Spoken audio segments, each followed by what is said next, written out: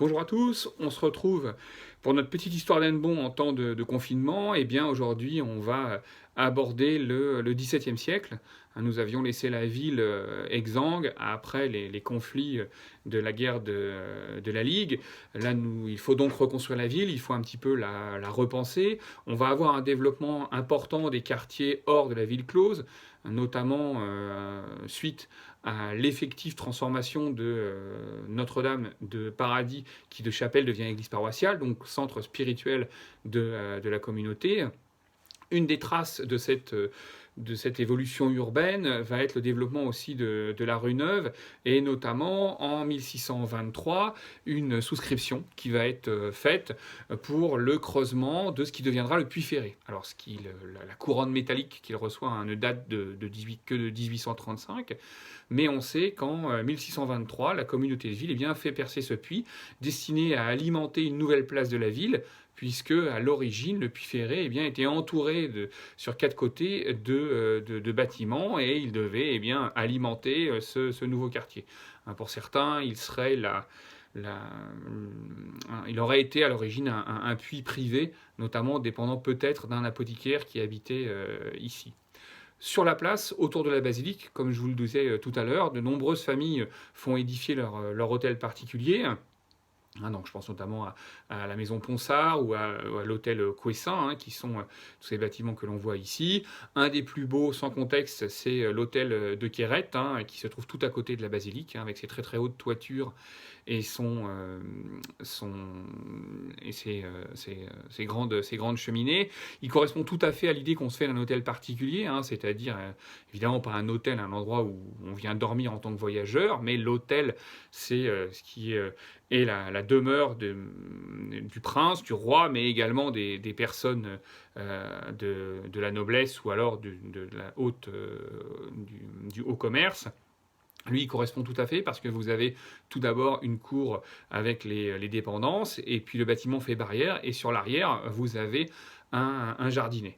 Alors, ce qui est intéressant quand on regarde ce bâtiment, c'est que vous allez voir que sur les appuis de fenêtres, notamment, on les voit bien plus facilement côté basilique, on a des petites meurtrières qui sont percées dans les appuis de fenêtres pour pouvoir tirer à l'arquebuse. Donc on avait sans doute envisagé quand même un dispositif de sécurité. De même, on a trace sur la partie arrière de grilles en fer forgé qui devaient protéger aussi la ville.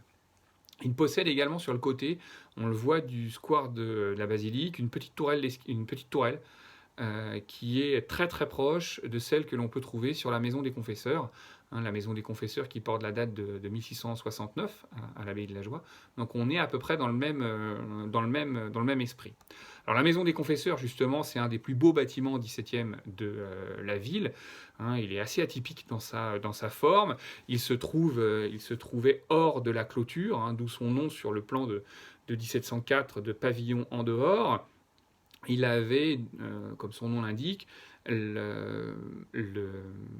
l'usage de loger les prêtres pour les religieuses. Dans l'Église catholique, lorsqu'il y a des cérémonies, celles-ci sont effectuées par les prêtres, donc par les hommes, donc ils ont besoin de rester à demeure pour les différentes cérémonies qui rythment la vie des religieuses, et c'est là qu'ils étaient logés. Alors c'est pas du tout là où avaient lieu les confessions. Les confessions avaient lieu dans le logis abbatial.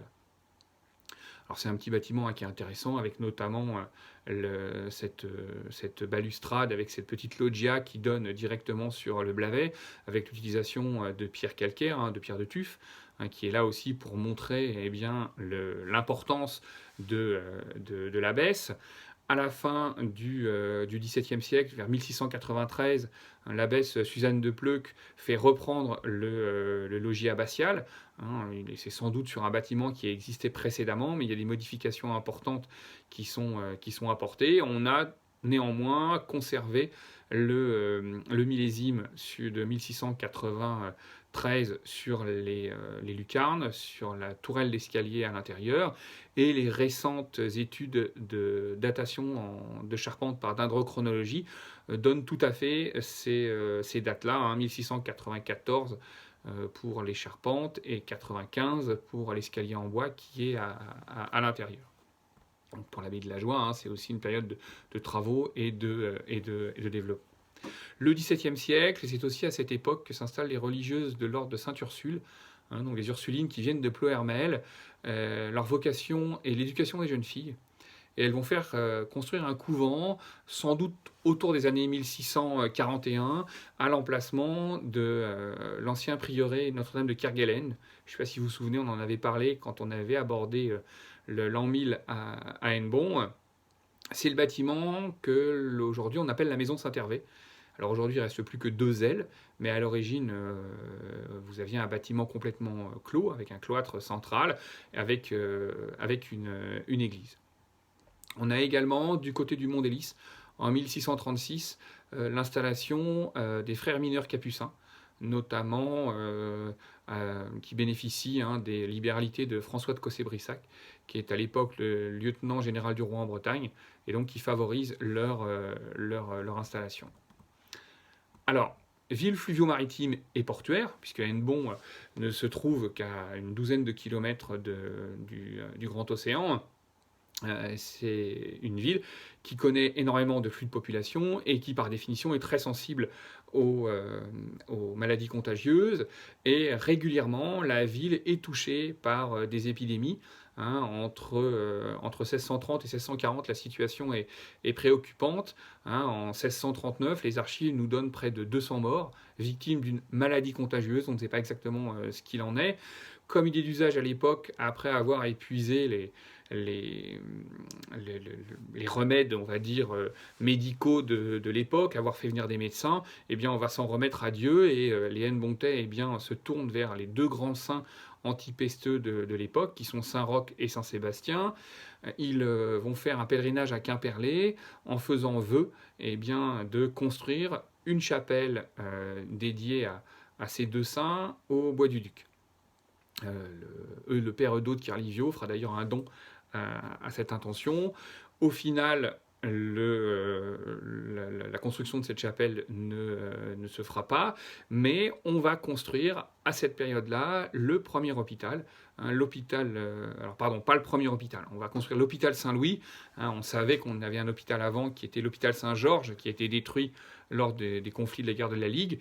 Mais là, l'hôpital Saint-Louis bénéficie en 1626 des libéralités du sieur Olive, et donc il installe ici un hôpital dédié à s'occuper des malades. Il est dirigé par François Eudo de Kerlivio, qui a donné son nom au nouvel hôpital qui se trouve au Touldoir. C'est un prêtre qui est né à Hennebont, qui assure le bon fonctionnement de l'hôpital sur ses propres deniers. Il fait appel aux filles de la charité, qui vient de Saint-Vincent de Paul, qui viennent donner le soin aux malades. Et lui montera assez haut dans la hiérarchie, puisqu'il sera nommé vicaire général du diocèse par l'évêque de Vannes, monseigneur de Rosmadec, et deviendra une figure importante de l'histoire religieuse du XVIIe siècle en Morbihan. Alors évidemment, un épisode va marquer l'histoire de la ville, c'est celui du vœu d'Hennebont en 1699, mais on va attendre un peu et je vous en parlerai prochainement. Voilà, à très bientôt et bon confinement.